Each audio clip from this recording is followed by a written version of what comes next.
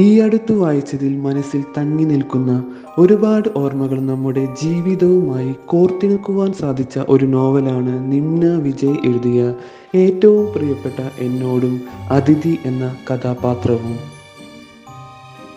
മനുഷ്യൻ്റെ ഏറ്റവും സവിശേഷമായ ഗുണങ്ങളിൽ ഒന്നാണ് ഏതു പ്രതിസന്ധി ഘട്ടങ്ങളിലും സ്വയം സാന്ത്വനിപ്പിക്കുവാനും അതിൽ നിന്ന് കരുത്താർജിച്ച് മുന്നോട്ട് നടക്കുവാനും സാധിക്കുക എന്നത്. നമ്മുടെയൊക്കെ സ്വഭാവ സവിശേഷതകളിൽ വളരെ അന്തർലീനമായി നിൽക്കുന്ന ഈ ഒരു കാര്യത്തിൽ വളരെ ഭംഗിയായി ഏറ്റവും പ്രിയപ്പെട്ട എന്നോടിൽ അവതരിപ്പിച്ചിട്ടുണ്ട്. അതിഥി എന്ന 20കളുടെ മധ്യത്തിൽ നിൽക്കുന്ന ഒരു പെൺകുട്ടിയുടെ ജീവിതത്തിൽ അവിചാരിതമായി വന്നു ചേരുന്ന ആളുകളും അവർ അവൾക്ക് നൽകുന്ന പ്രിയവും അപ്രിയവുമായ ഓർമ്മകളുടെ അടരുകളിലൂടെയാണ് നോവൽ സഞ്ചരിക്കുന്നത്.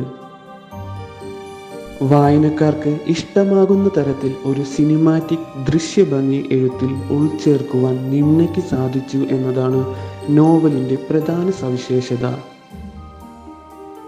പ്രണയത്തിലും സൗഹൃദത്തിലുമെല്ലാം അർപ്പിച്ച വിശ്വാസത്തിൽ തോറ്റുപോകുമ്പോഴും ഒരാൾക്ക് മുന്നോട്ട് നടക്കുവാൻ പ്രേരകമാകുന്നത് അയാൾ സ്വയം നീക്കിവെച്ച സ്നേഹത്തിൻ്റെ വെളിച്ചമാണ് എന്ന് അതിഥി ജീവിതം കൊണ്ട് അടയാളപ്പെടുത്തുന്നുണ്ട്.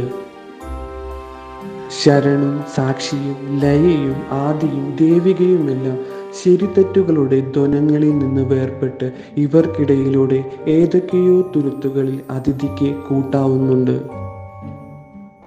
വായിച്ചു തീരുമ്പോൾ ഒരു കണ്ണാടിക്ക് മുമ്പിൽ എന്ന പോലെ അവരവരുടെ ഉള്ളിലേക്ക് ഏറ്റവും സ്നേഹത്തോടെ നോക്കുവാനും എല്ലാ കുറവുകളെയും അലിയിച്ചു കളഞ്ഞുകൊണ്ട് സ്വയം സ്നേഹിക്കുവാനുമുള്ള ഒരു ഊർജം സ്വായത്തമാക്കുവാൻ പ്രേരിപ്പിക്കുന്നതാണ് ഏറ്റവും പ്രിയപ്പെട്ട എന്നോട് നൽകുന്ന വായനാനുഭവം.